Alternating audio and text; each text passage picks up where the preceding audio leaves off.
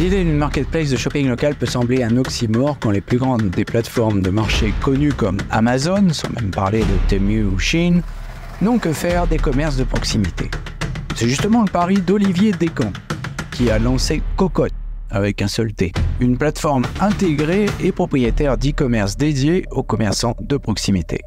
Ouverte au public depuis 2023, elle a déjà attiré près de 5000 marchands et un nombre conséquent de consommateurs. Tout ceci constitue l'amorçage de la plateforme et Cocotte a décidé de lancer une campagne de crowdfunding qui a déjà réuni près de 350 000 € afin de financer son développement. Visionary Marketing a interviewé Olivier Descamps afin d'en savoir plus.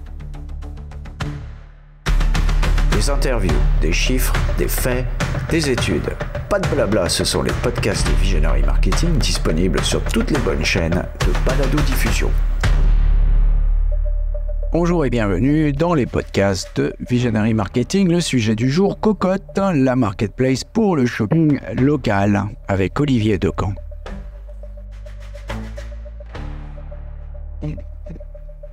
Eh bien, je suis avec Olivier Descamps. Bonjour Olivier.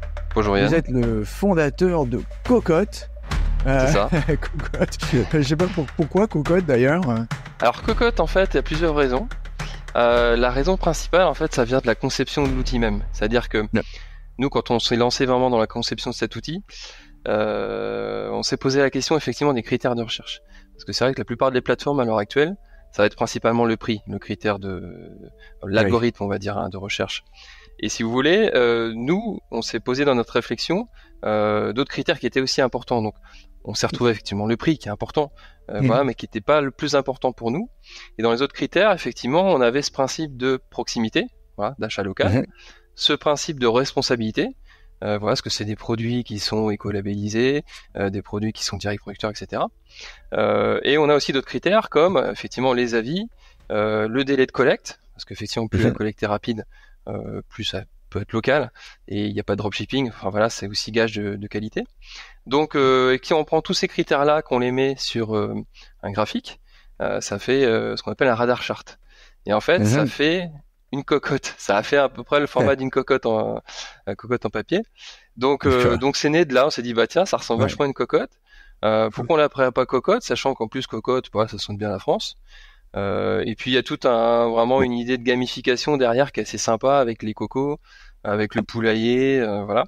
Donc ça a créé Cocotte. Voilà. C'est une cocotte pour les coqs, donc très bien. Oui, c'est ça.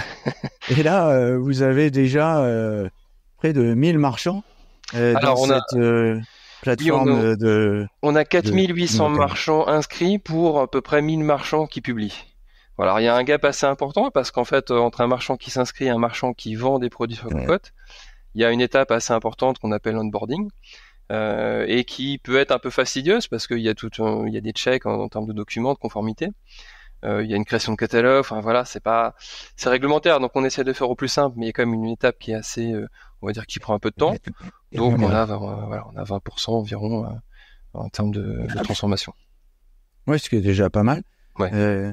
Et alors donc, qu'est-ce qui vous a amené à créer cette plateforme? Alors en plus en 2019, alors c'est une année charnière, si on peut dire. Alors oui, en fait 2019 c'était le début, on va dire, des développements.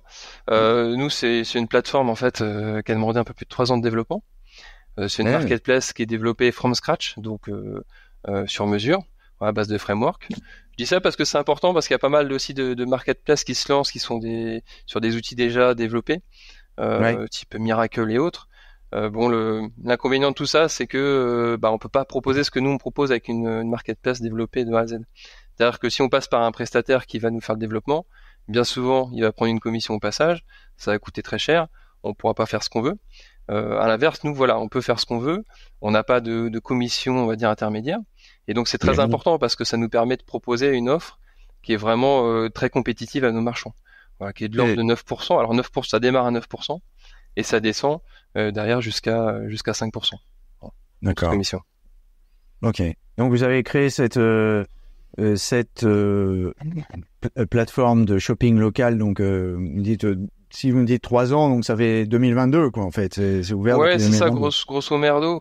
Surtout nous on l'a lancé, si vous voulez, en 2023. Commercialement. parce qu'en fait, et d'ailleurs on est toujours en bêta, hein, vous verrez toujours le bêta sur le logo. Voilà, il y a toujours des choses qui évoluent, il y a toujours des développements en cours. Voilà. Et donc l'idée de base en fait de cette marketplace, voilà, pour moi c'est du bon sens. C'est-à-dire qu'en fait, je comprends pas trop la logique d'aller acheter des produits en ligne qui vont faire des milliers, des centaines voire des milliers de kilomètres, alors qu'on peut potentiellement les trouver dans le commerce de proximité. Et c'est vrai que pour moi ce qui manque, c'est effectivement ce côté digitalisation des commerces. Parce qu'il y a des petits commerces qui sont autour qu'on connaît pas forcément, on sait pas c'est quoi leur stock, c'est quoi leurs produits, on sait pas quels sont leurs horaires d'ouverture si on veut récupérer un colis ou si on veut aller faire de l'achat sur place. Enfin voilà, tout ça en fait, la digitalisation répond à tous ces problèmes-là, et le fait d'avoir une plateforme qui centralise tout ça, ça simplifie vraiment l'acte d'achat, et donc ça devient une alternative, on va dire, au marketplace comme Amazon, Cdiscount, Fnac, qu'on a l'habitude d'utiliser au quotidien, et qui sont pour le coup voilà très simples en termes d'utilisation. Donc moi voilà, je cherche à faire la même chose en plus local, tout simplement. Vous parlez justement de la numérisation des commerces, mais moi il me semblait que c'est ce qu'on m'avait vendu en tout cas, que à la suite du Covid, tout s'était numérisé, ça y est, on était transformé digitalement. Déjà ça prend du temps de se digitaliser. Faut aussi avoir l'envie. En tant que marchand, c'est pas négligeable. Il faut quand même prendre le temps effectivement de prendre des photos, de faire l'inventaire, de mettre ses produits, de gérer le stock, de faire aussi toute la partie, on va dire, maintenance derrière. Alors, c'est l'intérêt de Cocotte aussi, c'est que pour le coup, quand vous êtes e-commerçant, quand vous êtes marchand et que vous voulez vous digitaliser, développer un site e-commerce, maintenir un site e-commerce, c'est du boulot, c'est des coûts, et puis derrière, ça nécessite pas mal de compétences. On a des compétences à la fois en termes de technicité, des compétences en termes de marketing, parce que derrière votre site marchand c'est très bien, mais il faut le faire connaître. Il faut travailler le référencement, le SEO, il faut travailler le marketing. Enfin, voilà, c'est il y a vraiment une démarche qui est assez lourde. Donc effectivement, d'où l'intérêt de passer par une plateforme qui simplifie un petit peu tout ce travail, parce que une marketplace, ça vous apporte du trafic, ça vous apporte un outil e-commerce qui est assez complet. Enfin, moi j'estime assez complet sur Cocotte. Ça mâche le travail, voilà, tout simplement. Et c'est vrai qu'à l'époque du Covid, il n'y avait pas ce type de plateforme-là. Et c'est né un petit peu dans cette période-là. Donc pour le coup, c'est vrai que voilà, on aurait eu Cocotte à l'époque au stade où on est maintenant. Je pense qu'on aurait eu un succès encore plus important. Mais finalement, d'après ce que vous me décrivez, en fait, pour un commerçant, surtout qui est en province, il y a pas de, je dirais, il y a même pas de réflexion à avoir, quoi. Ça permet de vendre dans toute la France sans se déplacer, sans trop de travail, parce que j'ai pas besoin de créer une plateforme, de créer un site web. Donc, il y a le marketing qui est fait pour moi aussi et la mise en relation qui est faite pour moi. Alors, pourquoi encore une réticence? Parce que ce qu'on m'a expliqué tout à l'heure, c'est qu'il y a encore une réticence. Alors, il y a une réticence parce que c'est difficile à expliquer, mais pour le coup, c'est vrai que notre outil, en fait, il a quand même pas mal d'avantages. On fonctionne au résultat. On a une commission qui est très compétitive. C'est moins cher qu'un code promo. Donc, pour un marchand, c'est très accessible. Il n'y a pas d'abonnement dans l'offre de base. Et c'est un outil super complet, voilà, qui peut apporter du trafic. Donc, la réticence, ça peut être lié au fait qu'effectivement, on n'est pas encore très très connu. Et donc le marchand il se pose la question à savoir est-ce que ça vaut le coup d'aller sur cette marketplace, est-ce qu'ils vont m'apporter assez de trafic pour que ça soit rentable, parce que je vais pas vous le cacher, il y a quand même un travail initial, le marchand il doit quand même créer ses produits, ça lui prend quand même un petit peu de temps, donc faut que derrière il s'y retrouve, il pense s'y retrouver, faut qu'il pense s'y retrouver assez rapidement. Donc c'est quoi l'alternative, c'est d'aller sur Amazon justement, ou il y en a pas forcément, parce que les marchands qui vont sur Amazon, ils se retrouvent pas forcément, parce que bien souvent, pour une raison simple, c'est qu'Amazon, il faut payer, pour avoir de la visibilité. L'algorithme, il est pas neutre comme chez nous. Nous, c'est vraiment la position et les autres critères que je vous ai parlé qui font la différence. Sur Amazon, ça va être bien souvent, ça va être est-ce qu'on participe aux enchères. Est-ce qu'on a beaucoup d'avis, donc pour ça faut payer pour avoir beaucoup d'avis. Enfin voilà, c'est un système qui est vraiment pensé lucratif avant tout. Donc les marchands vont pas spécialement s'y retrouver dessus. Et puis il y a une concurrence qui est très forte avec beaucoup de marchands chinois ou de produits qui viennent de Chine. Donc pour le coup, ils vont pas spécialement s'y retrouver sur Amazon. Maintenant, qu'est-ce qu'il faut faire? Effectivement, en tant que marchand, il y a deux solutions. Soit effectivement, on crée son site e-commerce et on s'implique à fond derrière et ça demande beaucoup de temps. Donc c'est au détriment de ce qu'on sait faire donc en tant que marchand, c'est-à-dire vendre. Soit effectivement on passe par des marketplaces qui deviennent de plus en plus prisés, parce que c'est vrai que en tant qu'utilisateur, une marketplace ça apporte des garanties, c'est un tiers de confiance, voilà. Et puis même nous au niveau des marchands, c'est pas nous qui recevons les fonds, donc on passe vraiment par un organisme qui s'appelle les Monway, voilà, qui agrée Banque de France, AMF, et pour le coup donc ils collectent les fonds des marchands et nous on reverse après tous les mois les fonds aux marchands.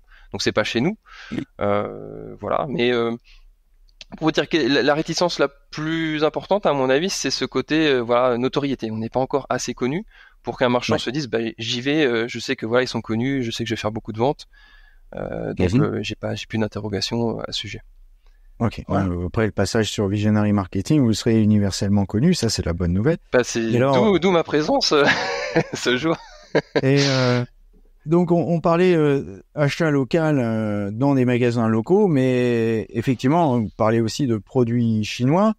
Alors des produits français, il y en a encore quelques-uns, il y en a peut-être plus tant que ça dans tous les domaines, mais enfin comment vous faites pour sélectionner les produits français, d'autant plus que ce que j'ai cru comprendre, c'est que c'est pas toujours évident de savoir si un produit est vraiment français, ni savoir ce que ça veut dire qu'un produit est français. Par exemple, si on assemble des pièces étagées qui sont fabriquées en Chine. C'est le problème de la mention Made in France, c'est que c'est la dernière opération qui effectivement prend le pas, et donc on se dit voilà, mon produit il est Made in France, alors qu'au final non. Mais pour vous expliquer un petit peu, nous déjà on sélectionne pas les produits, c'est-à-dire qu'un marchand il peut publier n'importe quel produit qu'il le souhaite, voilà, peu importe sa provenance. Nous on est vraiment dans une ouverture à ce niveau-là. Maintenant effectivement ce qui se passe, c'est qu'on va favoriser les produits qui nous semblent plus responsables. Et alors comment on fait ça? Alors déjà d'une part, on va faire la différence entre les marchands qui sont revendeurs, ceux qui sont producteurs. D'autre part, les produits effectivement, ils peuvent être tagués.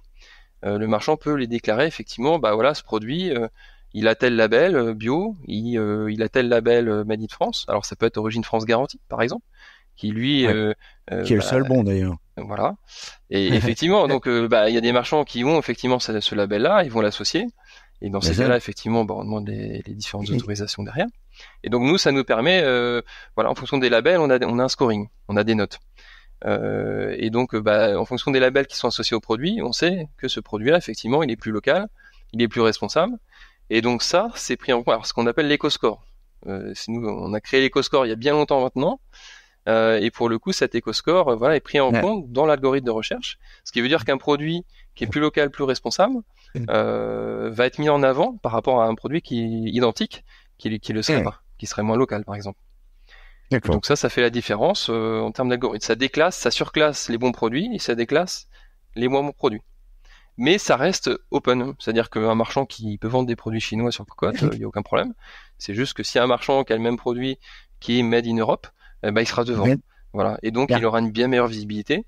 Et l'utilisateur qui va commander ce produit plutôt que le produit fait en Chine, il va aussi avoir un cashback qui sera plus important. On a créé un système qui s'appelle le Green Cashback, qui récompense en fait en fonction de la responsabilité des achats. Plus vous achetez responsable, donc local responsable, plus on vous récompense derrière avec un cashback. Et donc c'est un système basé sur la récompense, que ce soit au niveau des marchands comme utilisateurs. On est sur ce système-là, sur Cocotte. Donc ça, c'est bien, on a vu le côté de l'offre.